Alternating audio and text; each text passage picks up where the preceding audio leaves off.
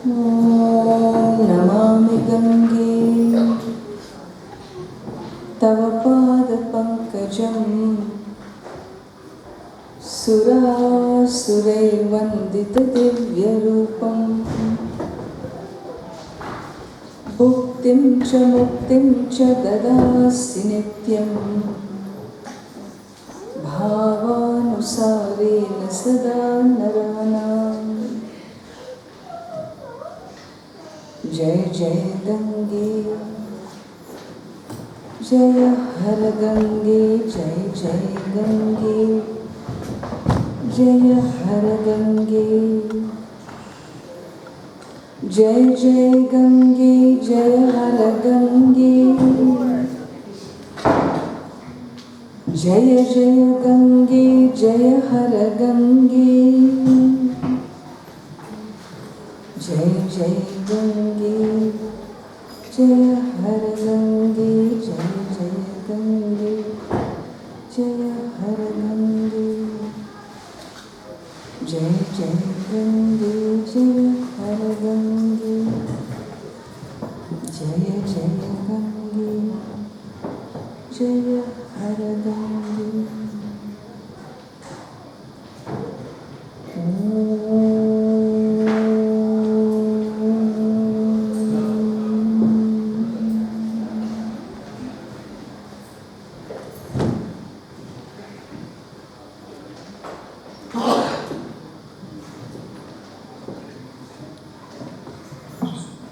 We have been talking about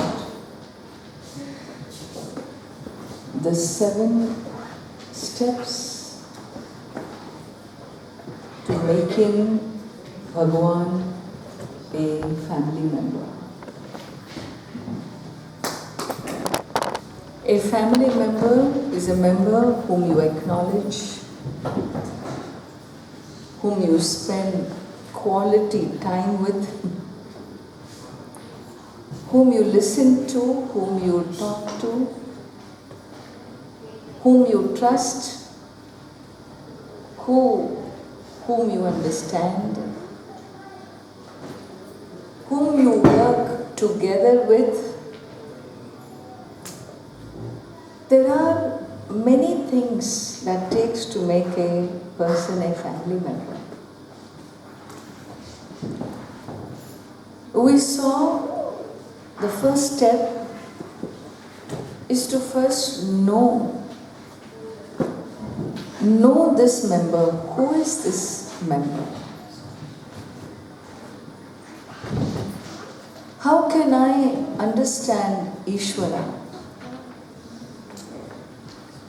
A very important as a concept for us to understand, because the way we understand Bhagwan is you're not going to find its parallel in other faiths, in other religious belief systems. Because our dharma was never really ever a so-called typical, defined by a typical word called religion. Contemporary religions, when you see, they all have some common features, like a founder. They have one book which is there where all the messages are given. You try to trace the Hindu Dharma to a founder, you're going to fall way, way short. You try to trace one book to say, well, this is the source. There is no one book. This is a body of knowledge called the Veda. A body of knowledge which has existed as revelations, as Shabda Pramanam, a body of knowledge which has been revelations, given to not one prophet or savior, But whoever had that exalted Shrestha Sattvic mind, who could understand, who could access the intangible universe, were the ones who were able to receive these messages. They were called rishis. They were not just one or two, there are so many rishis. And so we are looking at here not your typical standard template of a religion into which the Hindu Dharma can be dropped into. And if it cannot be dropped into a template, don't be apologetic. Don't be embarrassed. This embarrassment, this awkwardness that we are not like you, you're also systematic, you're also this, we compare. Hey, to compare, you have to first know your Dharma well. Then you make comparisons. But when we ourselves have not given time and care and attention to know how our philosophies are to be understood, to knowing what is this knowledge tradition, is it a mere belief system or is it a tradition? We talk about it as knowledge tradition, Guru Shishya Parampara, the greatest lineage of the greatest strength. If we continue to exist as a civilization, we have to be a million times grateful to our Guru Shishya Parampara, who protected these great teachings. Despite all the aberrations, despite all the invasions, all the distortions, all the oppressions and suppressions our civilization went through for thousands of years, there was this one parampara which was silently holding the tradition together. Understand? And that is why this is one culture where we have saints and saints galore. Every region in India you have some saint or the other. Every generation has produced saints. Whether it is Tyagaraja here or Kabir Das or Tulsi Das or Mirabai. Look at all your Bhattacharya, look at any state. Look at the bhakti literature of our land. So many of them wrote, every generation we produced saints. Many unknown, some of them known through their literary writings and expressions, poetry and so on. Narsim Mehta and others. How many civilizations had this kind of a generation after generation of saintly souls? You want to compare this way and see. And therefore we are not your standard, we don't fall in the standard religion template, please understand. We may have had to take to some name which didn't even belong to us. Even the word Hindu, you study the Vedas, look anywhere in the Vedas, in our main scriptures, you won't find the word Hindu. Because the word Hindu was a misnomer. We were labeled as a Hindu because they could not pronounce Sindhu. Those people on the other side of the Sindhu river, when they saw this civilizational group of people living a life, they didn't have a sakara in their language and their sir became our her. And instead of Sindhu, they said Hindu. These are some Hindus, means what? People living on the other side of the Sindhu river. Okay. Their mistake became our name. But our Sanskrit language always comes to our refuge, you know.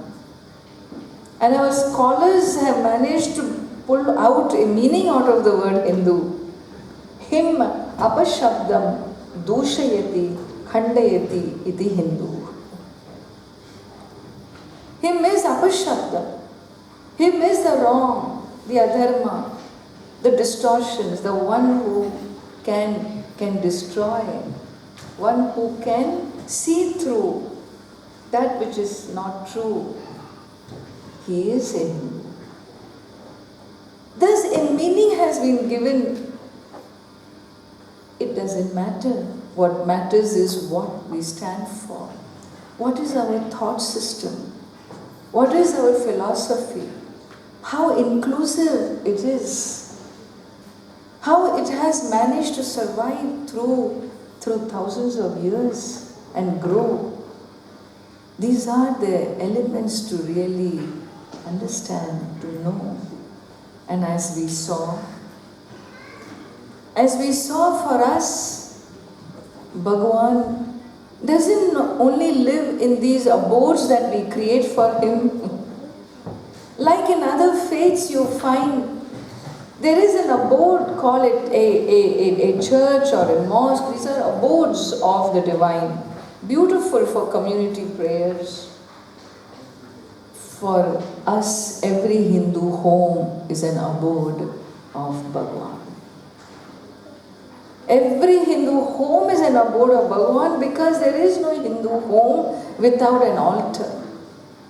Either an altar or if you're a little more economically luxurious, you give him a separate room called puja room. If you're growing up in a flat in Mumbai, a one-bedroom flat, he gets one corner above in your kitchen, Some one corner he'll be there, but he gets his own corner, special corner.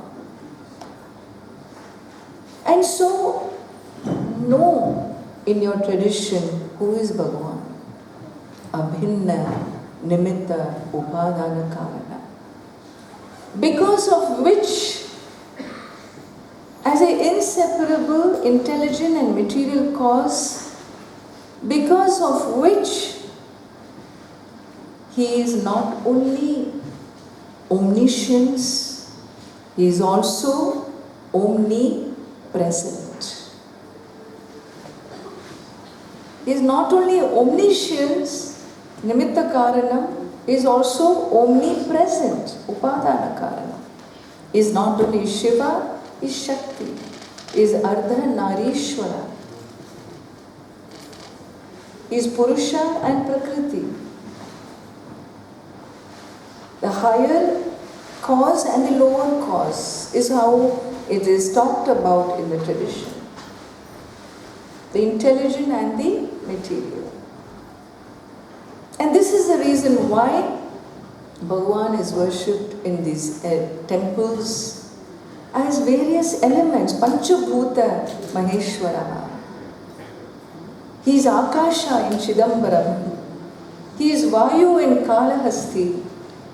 He is Agni in Tiruvannamalai.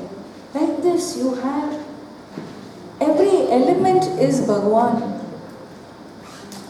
And in our perception, hence, this is called education. This is called educating your children so that they are not awkward. People say, God is, Hinduism is a pantheistic religion. My guru had a most classical line. Catch these lines, note them down. They will be very useful for your next generation. People say Hinduism is pantheistic. We are monotheistic, they say. You are pantheistic. My guru would say, we are neither monotheistic nor pantheistic. Monotheistic means what? One God. Pantheistic means what? Many gods. What do you call if a civilization understands all that is here is God? All that is here is God. Like if I were to say all that is here is space. Is it not true? You may call it hall space, kitchen space, bathroom space, stomach space. Whatever space you may qualify, but all that is here is space. No? And therefore the omnipresence, all that is here is God. What name do you have for us now? We are not monotheistic, not pantheistic. These are very, very important for me to own up my own faith, my own tradition. And therefore, know God is a key, is a first step for a family to work with. And number two, once we know, then number two is trust. Trust. Shraddha. Shraddhavan labhate jnanam. Have Shraddha that all that I require to live in life is already given to me. Given. Time will unfold, time will show. It is given. Don't live from fear of unknown. Live from trust of the unknown. There are two approaches to life. Civilizations that live, aggressive civilizations, they always fear the unknown, you know. They're aggressive. They worry others are aggressive. Who will come and take over? What will happen? Competition. You want to swallow the other before he swallows you. These are all messages of aggression. How do you deal with the unknown factor of life? Teach your children. There are two ways. Either you fear the unknown and therefore you have to outsmart the situation, speculate, imagine, or you trust the unknown. Trust. When you trust, you let go. You know your Bhagavan is with you. This is called Shraddha. Letting go. Like a child trusts that my mother is there for me. She'll always be there. Whenever I come home, she'll be there. And somehow she knows I come home hungry and therefore food is always waiting for me. This trust, how the child trusts when he comes home. Think of it, if we really believe that higher altar, that Bhagavan is in home, that is his abode. I trust that he is looking after my family, handling the unknown aspect of my life. And therefore cultivating in my day-to-day living. Whenever I get fearful, then remind. When the man is fearful, the wife must remind. Hey, come on, let us have Shraddha. If she is fearful, he should remind. If children are fearful, parents need to remind. If parents are fearful, kids would remind. What we do, if one is fearful, all become fearful. Family goes in depression. Doesn't help anybody. And therefore, the trust factor needs to be brought in to the family. And so, know Bhagavan, trust Bhagavan. Number 3, talk. Listen. We said third is listen. Listen. How do you listen? I only know to hold this equipment on my ear to listen. How do I listen to God? Does he have a phone number? I didn't know you can dial a number and listen to him. He doesn't talk through a phone. He communicates through your heart. The voice of the divine is the voice of your soul, voice of your higher self. And I have listed here, you're going to do this exercise as soon as this session is over. Please settle down. There's a lot of unnecessary activity. kindly settle down on the seats so we can absorb this very profound session. Please settle down. Thank you. All I need is 1 hour of your time, okay? After that, you're going to be playing away the whole afternoon. Just settle down and listen. Yeah. Listening to the voice of the divine is listening to that which brings harmony with the universal dharma. Okay? That exercise you will see for yourself. At the end, I will explain to you. This will be given out to you. The fourth point I said is talking to the divine. Learning how to relate. It's very important in relationships. We have to relate. There are many people, some of our Indian families, we are all into, our culture is all about non-verbal communication. Are you aware? Non-verbal communication. We speak through our eyes. We speak through our duties. We rarely speak through the speech. Sometimes when I ask women, older women, so when did your husband tell you I love you? And she will think and think. Finally, after 5 minutes, answer will come. Ammaji, I sollave illa. 40 varsham na kude irukka. Ore time sollave illa. He never told me. So does that mean 40 years you wasted your life? He need not tell you. Talking is not our thing. Our forms speak. Our Swadharma speaks. We don't need to talk to sort things out. If you're upset with your husband, you don't sit down and say, honey, I'm upset with you, let's talk over dinner. Do you do that? You just put extra 5 chilies in the sambar and your communication is complete.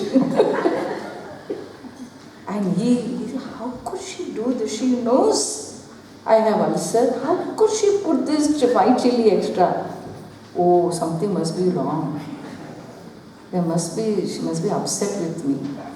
He will think on his own. Not that he will go and fight. He will think, yesterday was her birthday, I didn't bring anything. Quietly he will go. She wanted a grinder, mixture, blender. I should have brought that. Let me go and go. He goes there to the shop, buys and puts it there in the kitchen. And then she goes and see, see how nice he is. And quickly paisam will be made. Again put on the table. The fight is over without a word. Something like that, I assume. Non-verbal communication. Why? Because cultures which have used forms don't use speech. For us, forms speak. It has been forms all the way. That I am a monk, how do you know? I don't come in jeans and t-shirt. My form speaks. Is it not? That you're married, this form speaks. That you're unmarried, the form speaks. That you're a widow, the form speaks. The form speaks. That you're available, that also the form speaks. So the attire, the colors, the culture and ancient culture spoke through forms. Is it not true? And this has to be respected. That is why, when you go for a function, a utsavam, the hair and all will be done with nicely braided and whatnot. We never knew keeping the hair loose. Keeping the hair loose, unbraided was considered to be what? Something is wrong. Is it not? When the woman doesn't braid her hair means it's a message. Kaikai.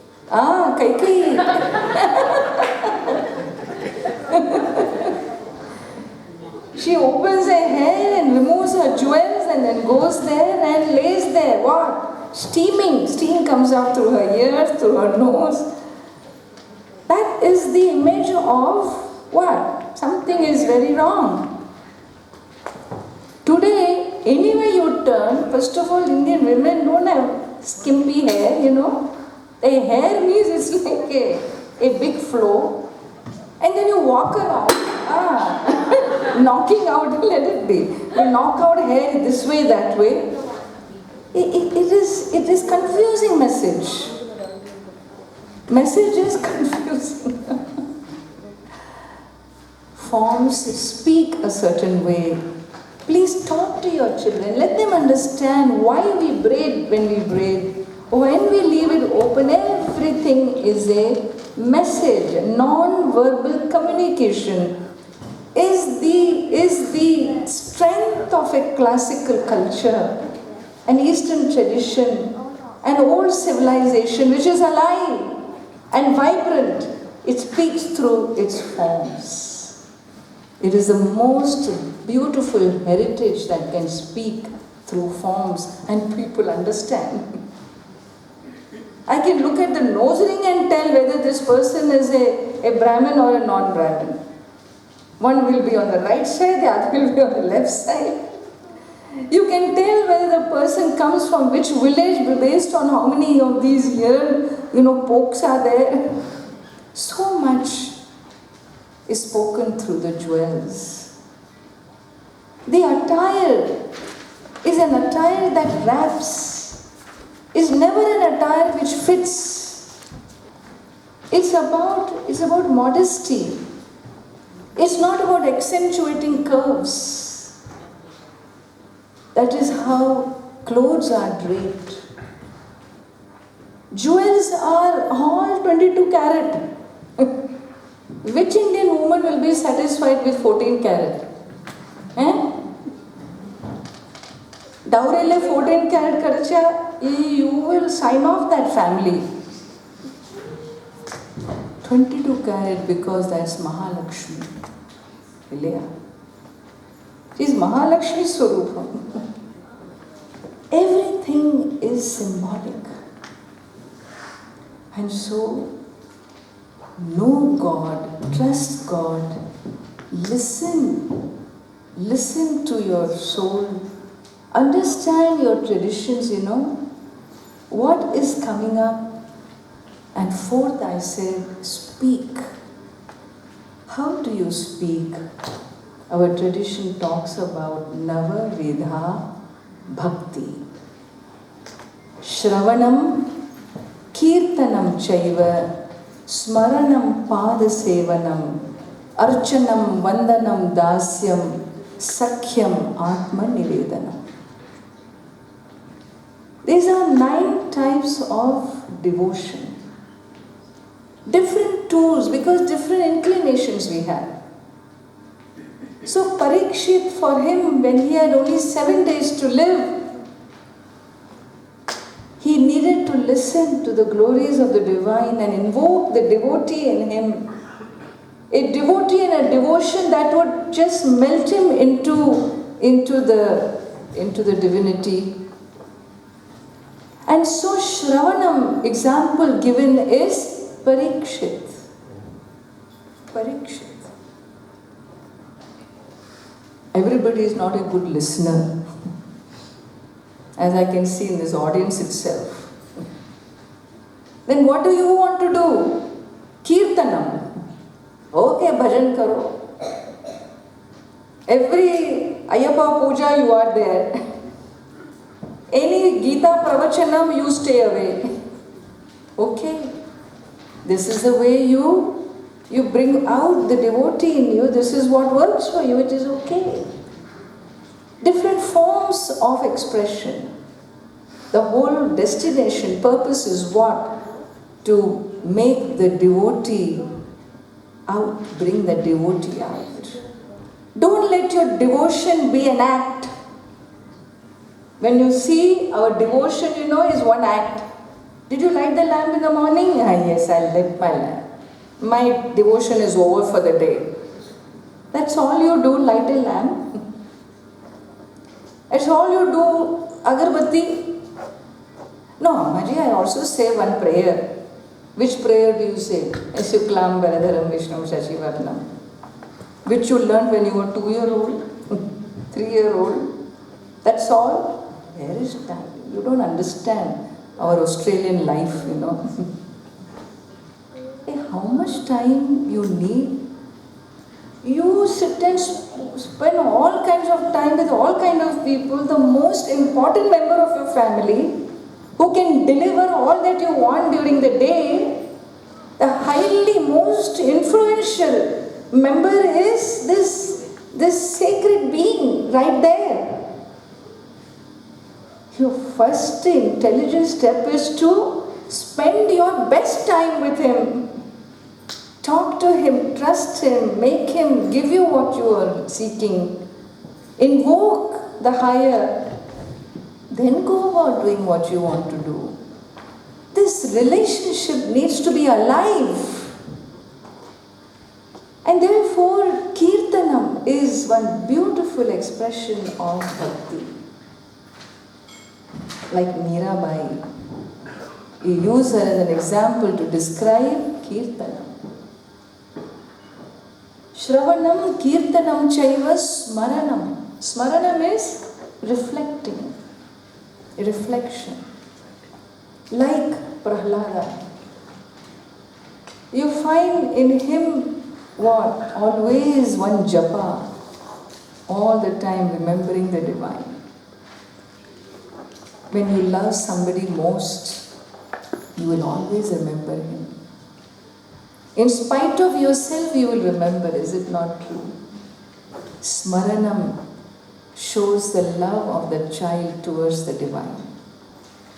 Because he is connected and he misses seeing him in the physical, and so he remembers and remembers. Om Namo Bhagavate Vasudevaya, Om Namo Bhagavate Vasudevaya. It's not a project to chant japa. Japa must become natural to you as breathing. You remain centered in your life always. Smarana. Fourth is called Pada Sevanam. Pada Sevanam is what it is. Example is Vidura. Vidura. Lord Krishna, when he comes to Vidura's home, the puja, Pada Sevanam, because we don't bend. To do Pada Seva, you have to bend your ego, bend your body down. Even in Namaskara, we don't get properly these days. Parents tell children, better do Namaskara. Ammaji has come, do Namaskara. You just do this and run away. What is this? Some exercise, huh?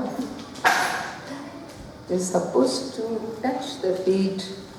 One has to bend. One not only physically, the heart, the soul, the mind, everything. Ashtanga Namaskara. So Padbhyam, Janubhyam, Karabhyam, all this goes down. Ashtanga Namaskara. Mind, Manasa, Vachasa, Gira, everything. So it's about being aware of my gestures, And so Vidura is given as an example for Pada Sevanam. Shravanam, Kirtanam Chaiva, Smaranam, Pada Sevanam, Archanam. Archana is puja. I will be giving you, there isn't enough time to do everything in one day, but I'll at least leave this behind for you to know how you do a puja. You don't keep anything anywhere. And for every step you go, a bell is there. Hey, adu kondu vaapa, idu kudupa. This is not the way when you're sitting before the Lord. We are going to invoke the divine. Make sure your puja patrams are in front of you. Make sure everything is there, because once you sit, you won't get up. Once you invite the Lord, you don't say, hey, wait, I'll go and bring. You don't do that. When a guest comes home and you're giving dinner, you don't make him wait. You put sambar and then you wait for 10 minutes and then bring poriyal. Then you bring rice. There is an order about everything. There's a system. There is a movement. There is a rhythm. All that needs to be set to place when I do a puja. And therefore, how to do a puja properly is also explained. Well, this little image will help you. And so, Archana. Very beautiful. You don't have time for Abhisheka Puja, at least do Archana. Panchopachara Puja begins with Archana. Archana, Dhupa, Deepa, Naivedya and Karpura Arati. This is called Panchopachara Puja. Because in Archana there is a Namaha. Om Shivaya Namaha, Om Maheshwaraya Namaha, Om Shambhave Namaha, Om Pinakine Namaha, Om Shashishekharaya Namaha, Namaha, Namaha, Namaha. Namaha means what? My Namaha to you, my Namaskara to you, O omniscient being. My Namaskara to you, O omnipresent being. My Namaskara to you, O Karuna Murti. Thus, glorifying the Lord with each name, I do Namaha, Namaha. You're supposed to do 108 times Namaha, Namaha, Namaha, Namaha. 108. One time if I bend, I need two people to lift me up. How can I do 108 times? That is why you are a Hindu. There is always plan B available for you. Plan B doesn't work, plan C will be there, relax. What is plan B? You bring flowers. In each flower, when you do Namaha, put your heart and offer. Om Shivaya Namaha, Om Maheshwaraya Namaha, Om Shambhave Namaha. Offer. Don't just put like that. Put your heart there and place. It is your Namaha there. Flowers ella kadikade. I am living somewhere that the shops are so far away. No flowers. No flowers are. Oh. Plant C ko pola. What is plant C? Akshata. Now flower became Akshata. Some people are very smart. They will look for a flower which has 108 petals, you know. Oru flower podum. How many flowers we can buy every week? How much expenditure is it? You know? Oh, one flower podum. What will you do? You hold this and Shivaya Namaha, Maheshwaraya Namaha, you go like that. Bhagavan says, "Theek hai, at least something he is doing."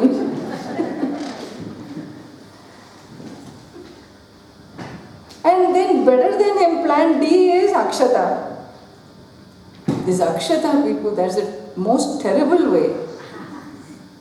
Why? Because we have no scruples in doing Akshata for everything.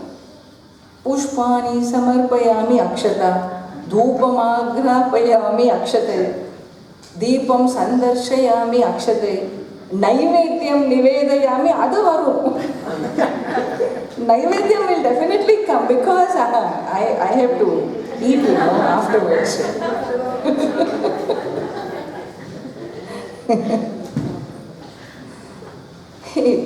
We can do much more than this. We are trying to have my own connect. He doesn't need this, I need him. And therefore when I need, I better invest my heart, my soul, my emotions, my bhavana, my sincerity in the very process of the relationship. Then you see whether he responds or not. Talk to him as you would talk to your family member and then see whether you hear his voice or not, really. when I don't even talk to him, then am I ready to hear him? And therefore, Archanam, Vandanam is an example given. Archanam is all our Rajas, Rishis. They did these pujas, Yajnadi, Havanadi pujas.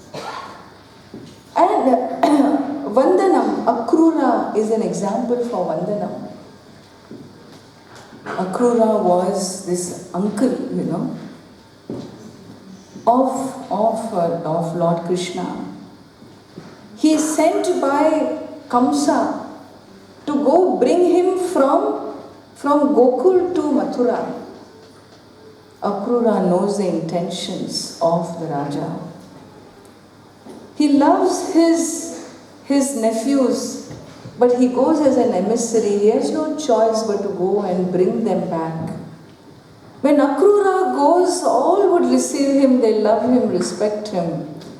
And Akrura leaves Mathura completely agitated, distraught. How is he going to tell Bhima and not Bhima, Balarama and Lord Krishna to come, knowing fully well that he is taking them to the mouth of death? And Akrura goes.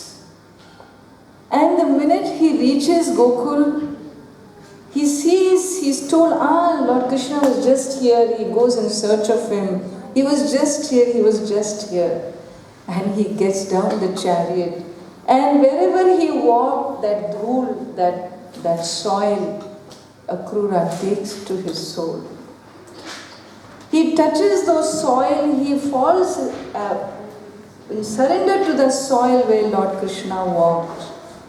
And thus Akrura, with Vandanam, with salutations, he goes and meets Lord Krishna. A very beautiful episode. It doesn't feature often in Mahabharata, but this episode of Akrura going to meet Lord Krishna is very moving episode. Great devotee of the Lord. Archanam, Vandanam, and Dasya Bhakti. Who is our Dasya Bhakta? None other than Hanumanji. And therefore Hanumanji's bhakti is a bhakti which is unasked. Whatever said by Sri Rama is the final word.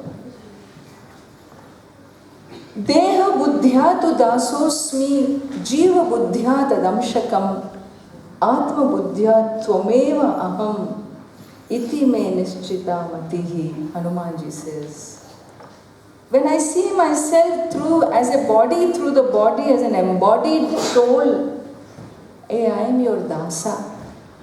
You are the master of this universe, I am just a servant. Because this universe runs by your law and order, I only execute what I am supposed to. And therefore, Deha buddhya tu dasosmi, Jiva buddhya tadamshakam.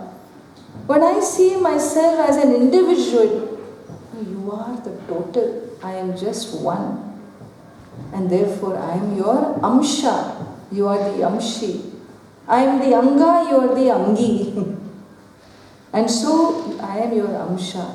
But when I see my own soul, when I look within and see who am I, my truth, my sense, then Bhagavan, He Rama, Tvameva aham. Atma buddhya tvameva aham. With reference to the Atma, when I know me as who I truly am, you are omnipresent, you are in me, I am not away from you. And thus Hanumanji's devotion at every level is described and highlighted as Dasa Bhakta. And so, Archanam, Vandanam, Dasyam, Sakhyam. Sakha, if you have the courage, make friendship with God. Make friendship with Bhagavan because, one thing, I say courage because you can only make friendship with an equal. With an equal. You can talk to him, fight with him, love him, hate him, he's your equal. I have met Mahatmas in the Himalayan belt. Bhagavan is a friend. They can fight. Like they fight. I knew one Babaji, for him Gangaji was his mom. He lived 120 years. He was next to my ashram. I was there for 12 years in the mountains. He was very near me. Every morning 4 o'clock he used to have Ganga Snanam in Uttar Kashi. Winter comes summer. And I used to be so inspired by him. But going to Ganga 4 o'clock was not my cup of tea. I remember once I went and asked him, Babaji, how do you do this? Don't you feel cold going 4 o'clock in the morning to Gangaji? And he would say, क्या करें, ये तो मैया है. बेटा जब उठता है माँ के पास नहीं दौड़ता है दूध के लिए. She is my mother. When a child wakes up, doesn't the child run to his mother for milk? This is my mother. How can I wake up and not run to her? This was his conviction. It was not a concept. It was his conviction. It was his lifestyle. It was an actualized fact. This is called bhakti, you know. To actualize the way you look at the divine. And so our tradition gives us so many possibilities of actualizing. Please sit down, bete. Sit down. I have nice stories I am telling you. Enjoy. And so we have here what? Sakha. He is my friend. Like example is given of Sugriva, you know, with Sri Rama. We are friends, a pact of friendship made with the Lord. Devotion. Through this you pull out your emotions towards the divine. And finally we talk about Atmanivedanam. What is Atmanivedanam? Atmanivedanam is that great devotion where you melt your individuality away into the divine. A beautiful example is of Mahabali Moksha. This great Raja, this Asura Shakti king, who had taken over the worlds, all the worlds. And now this Vamana comes asking him for 3 pieces of land during the yaga. Mahabali is a Raja who has to give away everything that he has. When everything is given away, the universe becomes his. And his guru tells him, don't listen to this Vamana. But who listens to the guru these days? Those days also, if you have Asura Buddhi, you will not listen. And he did not listen to his guru, Shukracharya. He's a bacha hai, he's asking for 3 pieces of land. It's all he's asking, of course, you can have it. And that Vamana became Trivikrama. Once he said, Tadhastu, Vamana is cheating, you know. Wholesale cheating, Bhagavan did. But who's to decide dharma for the very dharma of the universe? And he changes his form and lifts up his 1 foot. All the upper worlds are taken over. Bhuhu, bhuvaha, suvaha, maha, janaha, tapaha, satyam. Watch it. Finished. The Trivikrama, Mahavishnu. And he places his 2nd foot, Gaya, all the worlds down, Atala, Vitala, Suttala, Mahatala, Rasatala, Patala, completely finished. He lifts his 3rd foot. Where shall I place my 3rd foot? if you don't give me a place, your pledge will stand unfulfilled. This was enough for Mahabali to understand one thing. Hey, look who he is. He took Bhuhu Bhuva Swa, he took the whole earth, but he was kind enough to leave me alone. He didn't swallow me saying, I am taking Bhuhu. He left me alone, but it is the earth that is there is that which is here.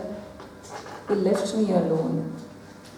The wind that is there is the prana that is here. He left me alone. The fire that is there is the Agni here. He left me alone. In fact, all that is here really belongs to him. Who am I? What am I minus the divine? Until this moment, I thought I was everything. We are just one thought away from that the divinity. Living with divinity, living in the divine, one thought away. And Mahabali breaks that thought line which stood as a wall between him and Bhagavan and says, hey Bhagavan, please, your third foot, place on this head. Place on this head of mine where this ego separated me from you. You are omniscient, you are omnipresent.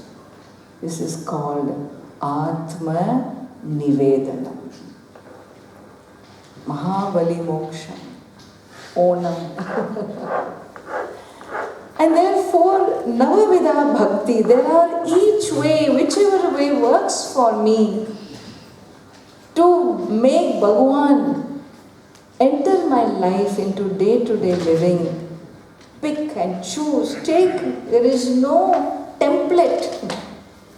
Whichever works for you, that's the beauty of our tradition. It's not a liability or a disaster, it is our asset. The diverse ways, the multiple lineages, they are all expressions of whatever works for you, but take one. Don't say, there is nothing to get confused. We put 25 pictures of the divine and then confuse. I don't know who to look at. Should I look at Sri Rama and pray? Should I look at Sri?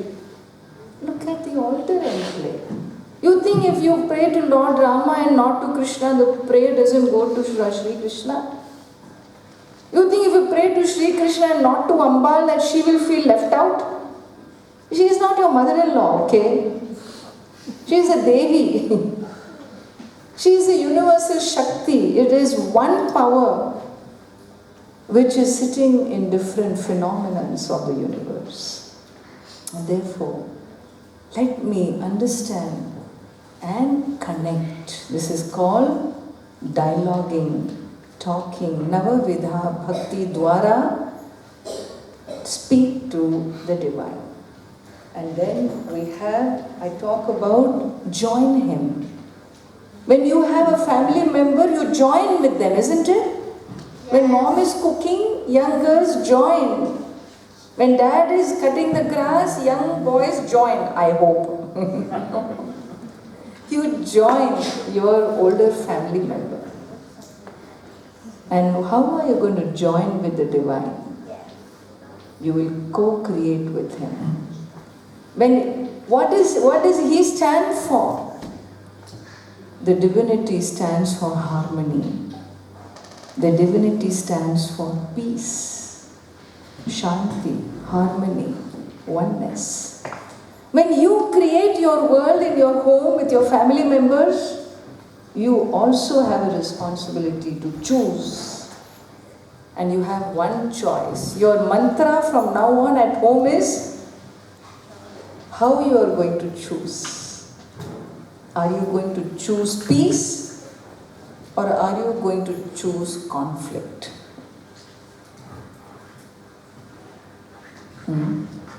Are you going to choose peace or are you going to choose conflict?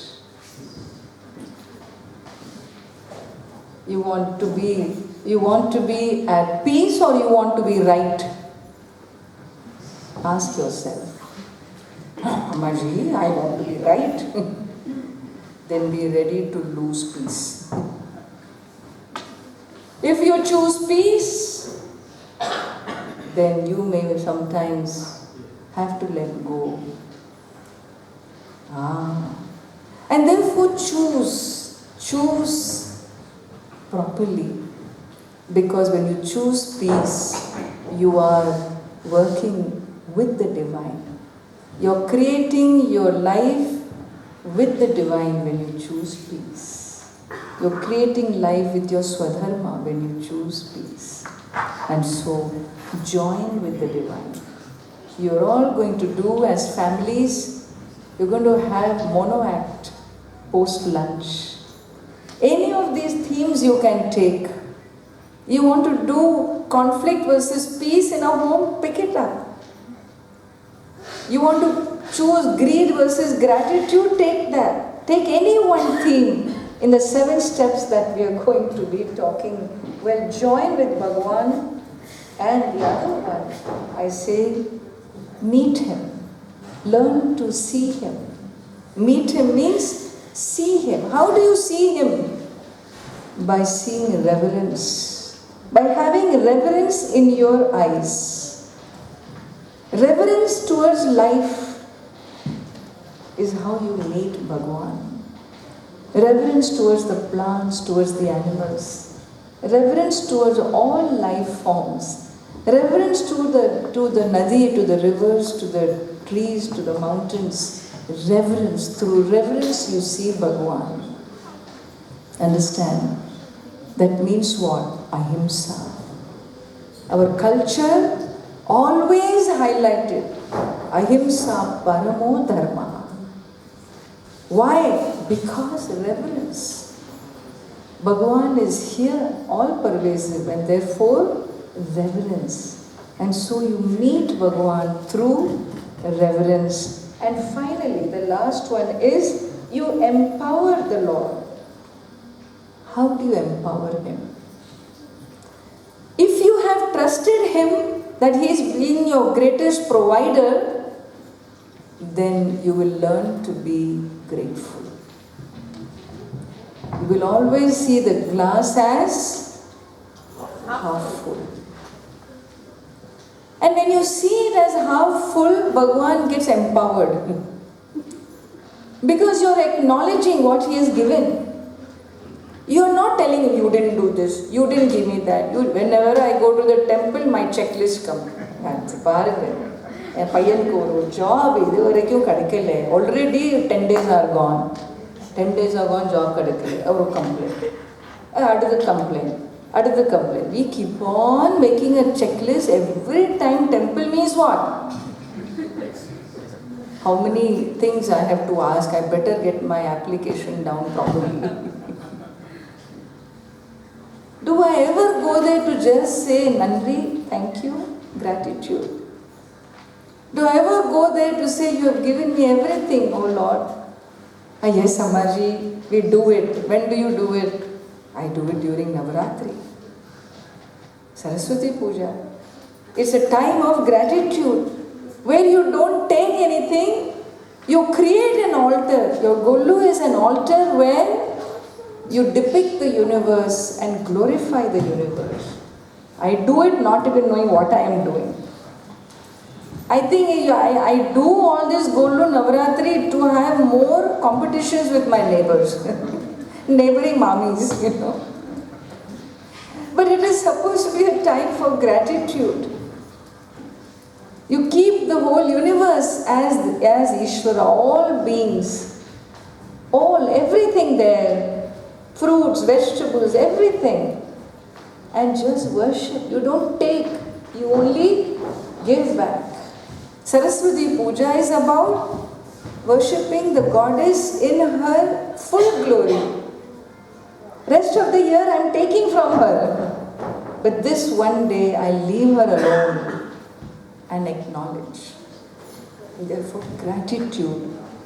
You empower as though you are empowering when you show gratitude. And therefore, these 7 steps, I would say, if a family can really start working with these steps.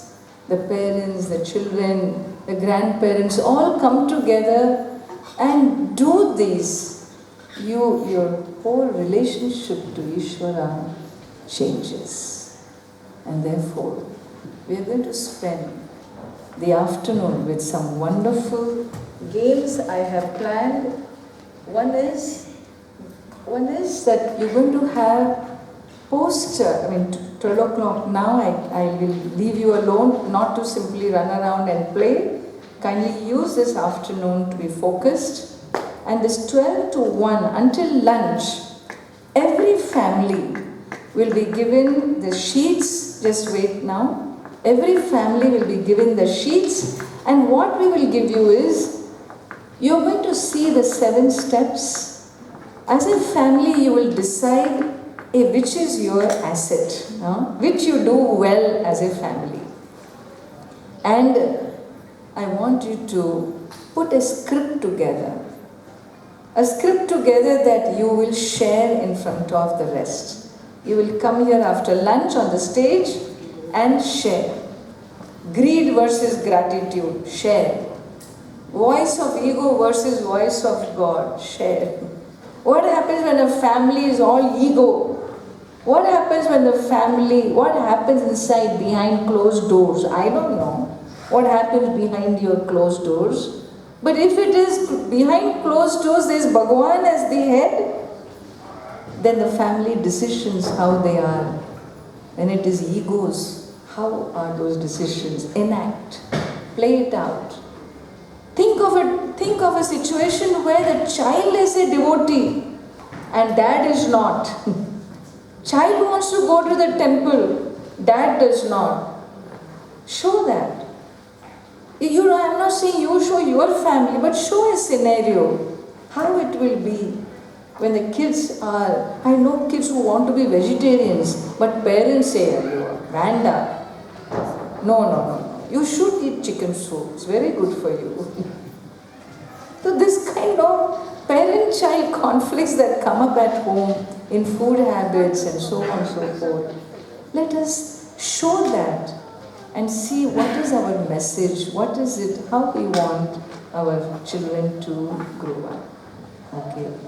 Talk about all these points of knowing Bhagavan. Maybe a family can do a play with a dialogue, whether God is only omniscient or omnipresent too, and why? Why is it that we pray to the elements? And father explains or grandparent explains. Or father asks the question and child has the answer. Show a scenario like that. And like this, my request is, you will have little time, this 1 hour of the reading, arriving at the voice of God versus voice of ego within your family, and then put together a play. And 1 o'clock we go for lunch. 1:30 we come back, and on the stage every family will come and do a maximum of 5-minute play. 5 minutes. The bell will go, and if you don't get down, you will be pulled down by the ear. And therefore 5-minute play is the maximum. If some of you are here either without your children or just some parents have come, don't grab others' children. You blend into the family, yeah? You sit like their attai, or like a grandparent, or like a sister, a mother's sister, or dad's brother. So if you have not come with your family today, please blend into families. Don't gang up as a group of women, And I don't want that. I want families. And so please blend in, and families who have come with children, integrate such attais and tatas and so on into your family, and then do your play. So this is going to be, the play will be presented from after lunch, right after lunch. I think lunch we kept at 2, but if we finish by 1:30, half an hour, we can return. Then, after this play is done, we will have games, okay? I have some very beautiful games which we have created for culture. One is called Kula Krida. The families, when we go to Kumbh Mela, how we lose each members and all this, all our Bollywood stories run like that. And so they find each other after 20 years. Well, here you will find your family immediately. And so there is a Kula Krida in Kumbh Mela we are going to play with 60 members. All of you will have this game. And then there is another Krida called Sankhya Krida. The lovely outdoor games we have, and this will all be if we move properly time to time. We also have Bal Samskar Kendra children who have been studying the Bhagavad Gita, the chants. They will also share with you how beautifully they have been taught. And so before the day is over, we will have presentations of children doing all these chants. And what else? Anything else? They get a gift from me. Okay. My hug. I can hug them. Okay. And that's I can also give them. okay. Hug and gift they get. Signed by you and the Swamiji. And Swamiji. Okay. And what else? So